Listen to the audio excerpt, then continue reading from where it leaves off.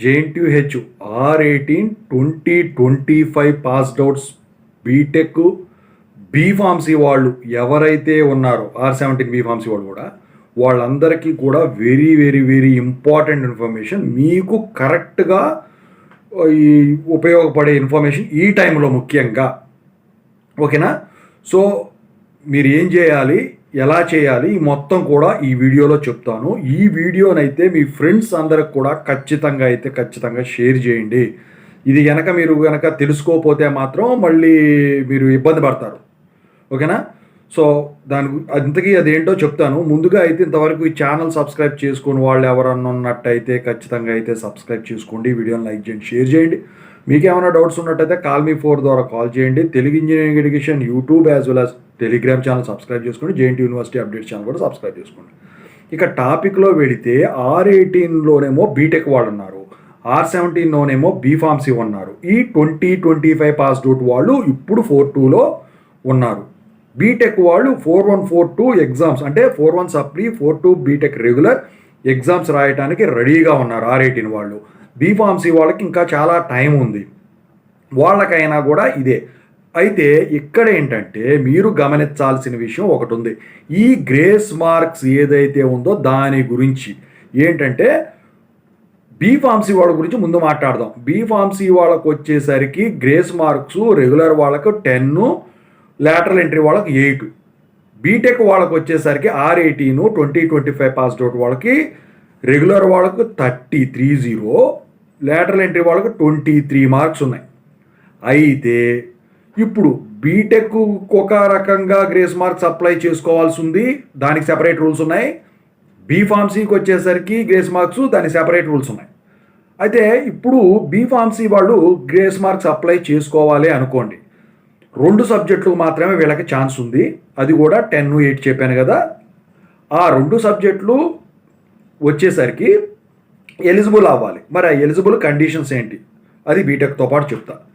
ఇక బీటెక్ చూసుకుంటే 30-23 grace marks ఉన్నాయి. వన్ ఆఫ్ ది స్టూడెంట్ అడిగాడు ఎన్ని సబ్జెక్టులకు అప్లై చేసుకోవచ్చు.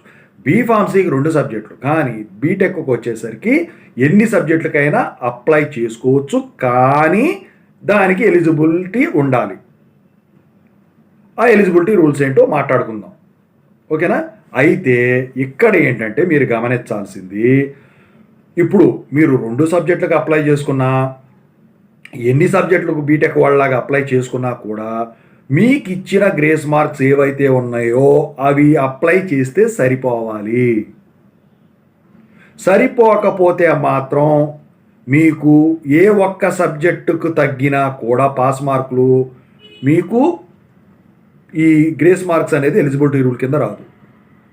అసలు గ్రేస్ మార్క్స్ వల్ల ఉపయోగాలు ఏంటి, డిసడ్వాంటేజెస్ ఏంటని నిన్న ఒక వీడియో చేశాను, జేఎన్టీహెచ్ స్టాంపింగ్ అప్డేట్ అని వీడియో. ఆ వీడియోలో చూడండి, మీకు క్లియర్గా తెలిసిపోద్ది అదంతా.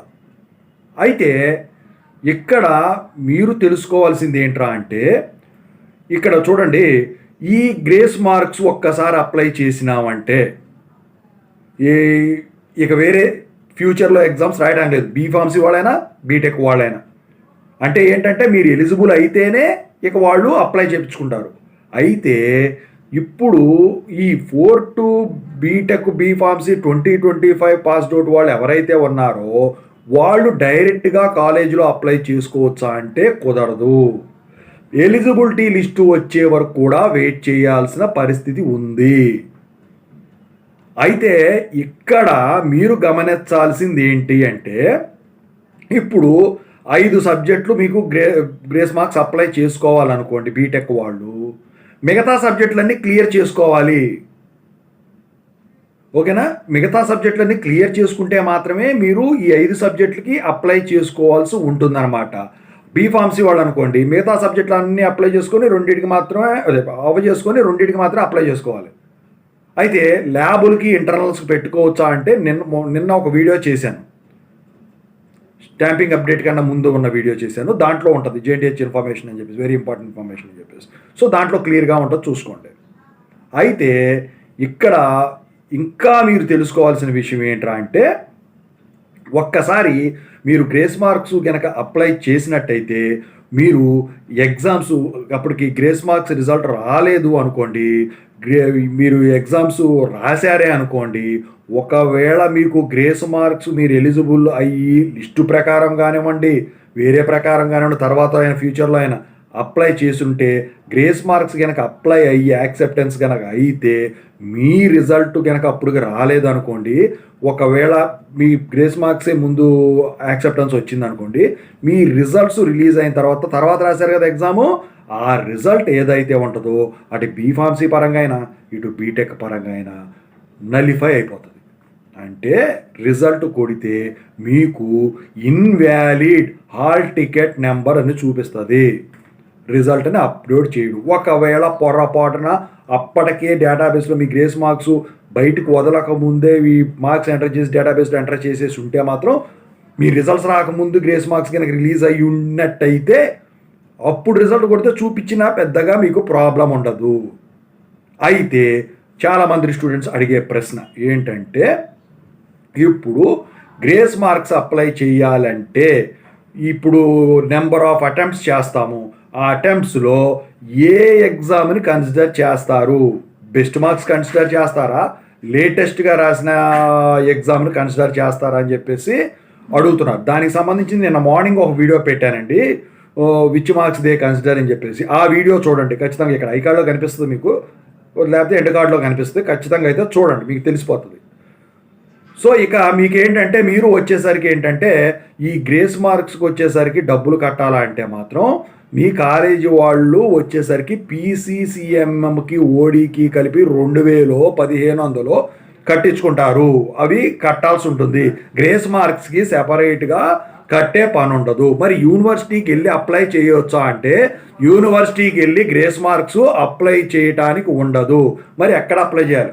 ఎలిజిబిలిటీ లిస్ట్ అనేది ఏదైతే ఉంటుందో మీ కాలేజీకి ఎప్పుడైతే పంపిస్తారో ఆ ఎలిజిబిలిటీ లిస్ట్లో మీ నెంబర్ వచ్చినప్పుడు దాని ద్వారా మీ వాళ్ళు మీకు ఇంటిమేట్ చేస్తారు, అప్పుడు పెట్టడమే. మరి గ్రేస్ మార్క్స్ కోసం తత్కాల్ ప్రాసెస్ ఉంటుందా తీసుకోవడానికి? మామూలుగా ఏంటంటే పీసీసీఎంఎం అన్ని పాస్ అయ్యి డైరెక్ట్గా అప్లై చేస్తే తత్కాల్ ప్రాసెస్ ఉంటుంది. కానీ ఈ గ్రేస్ మార్క్స్ అప్లై చేస్తే మాత్రం మీకు తత్కాల్ ప్రాసెస్ అనేది జేఎన్టీహెచ్ యూనివర్సిటీ వాళ్ళు ప్రొవైడ్ చేయట్లేదు. మరి సర్టిఫికేట్ కోసం ఏం చేయాలి? సర్టిఫికేట్ కోసం వచ్చేసరికి మీరు ఖచ్చితంగా వెయిట్ చేయాల్సిందే. మరి గ్రేస్ మార్క్స్ గురించి మనకి ఎలా తెలుస్తుంది అప్లై అయిందా లేదా, ఎన్ని రోజులు పడుతుంది? నాకు తెలిసి 70 నుంచి 80 రోజుల లోపు మీకు గ్రేస్ మార్క్స్ యాక్సెప్టెన్స్ అనేది వస్తుంది. అయితే మరి ఎలా తెలుసుకోవాలంటే స్టేటస్లో చూసుకోవాలి. స్టేటస్కు సంబంధించిన వీడియో ఒకటి ఉంది, గ్రేస్ మార్క్స్ అప్లై అయ్యాలి ఇవ్వా అని ఒక వీడియో అయితే నేను చేసేది అనమాట, ఈ ఛానల్లో ఉంటుంది, ఎత్తుక్కోండి. సో గ్రేస్ మార్క్స్కి సంబంధించిన R18 2025 పాస్డ్ అవుట్ రూల్స్ అన్నీ కూడా ఇవ్వండి. ఇంకేమైనా డౌట్స్ ఉంటే కాల్ మీ 4 ద్వారా కాల్ చేయండి. Thank you.